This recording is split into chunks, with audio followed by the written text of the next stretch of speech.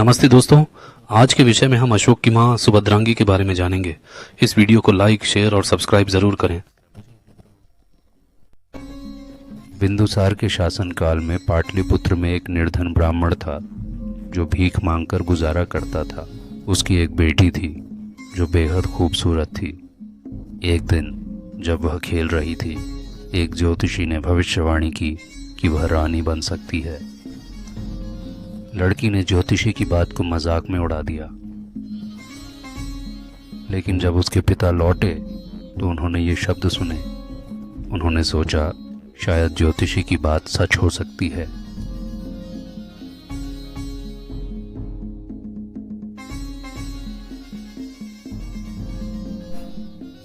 जब वह बड़ी हुई तो उसके पिता उसे राजा के महल ले गए। उस समय रानी को कुछ सहायकों की आवश्यकता थी। रानी ने उसे तुरंत सेविका बना लिया।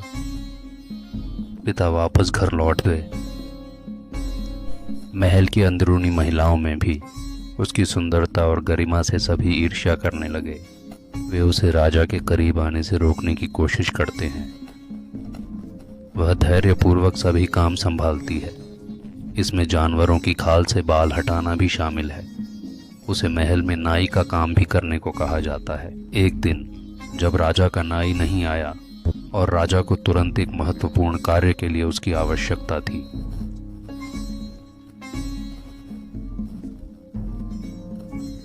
राजा मंगली के देर से आने से परेशान थे।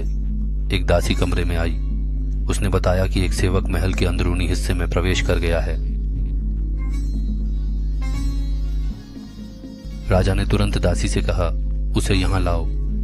सेवक डरते हुए अंदर आया और झुक गया, लेकिन जैसे ही उसने राजा का शांत चेहरा देखा, उसका डर गायब हो गया। राजा ने उसे देखा, पूछा, क्या तुम वे काम कर सकती हो जो पुरुष करते हैं? सुभद्रांगी ने शांतिपूर्वक कहा, महाराज, हालात की गंभीरता और हमारी कठिनाइयों को देखते हुए मुझे इन कौशलों को सीखना और उनमें निपुण होना जरूरी लगा। उसने बिना उनकी नींद में खलल डाले काम किया। उसका चेहरा चांद की तरह दमक रहा था। राजा बहुत प्रसन्न हुए और बोले, जो चाहो मांग लो।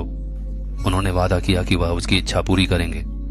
साहस जुटाकर उसने कहा, मुझे अपना पति बना ले। राजा ने उत्तर दिया, मैं तुमसे कैसे शादी कर सकता हूं जब तुम निम्न जाति से हो। तब उसने अपने ब्राह्मण जाति की पृष्ठभूमि के बारे में विस्तार से समझाया और उसकी बात सुनने के बाद राजा ने अंततः उसे स्वीकार कर लिया।